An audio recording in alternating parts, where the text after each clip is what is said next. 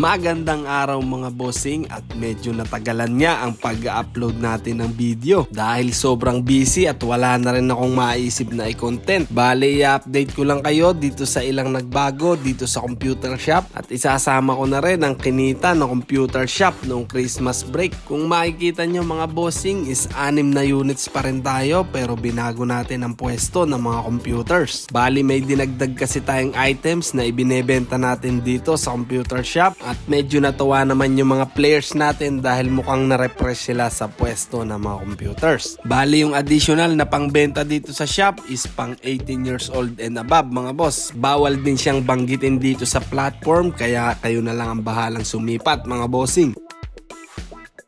Tapos eto mga boss, naglagay na nga pala tayo ng signage dyan sa labas para malaman ng mga dumadaan na may computer shop at may mga item tayong binebenta dito sa loob. At eto naman yung itsura niya pag nailawan na siya sa gabi.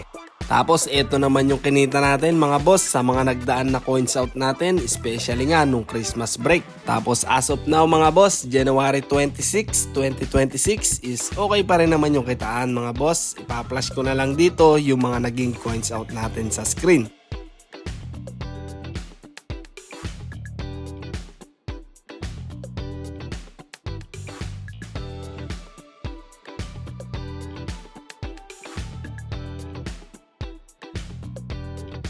Ayan mga boss, sana is hindi lang ako yung nabibiyayaan ng ganito. At kung ikaw ay isang PisoNet owner at napanood mo itong video na to, sana is mas mahigitan mo pa yung aking kinikita dito. Palagi natin galingan at sipagan sa araw-araw at si Lord na ang bahala sa atin. Alam ko naman na yung ibang shop is mas malaki pa dito yung kinikita at meron din naman na maliit yung kinikita kaysa dito. So yon mga boss, hanggang dito na lang. Maraming salamat sa panonood. Kita-kita ulit sa susunod na video.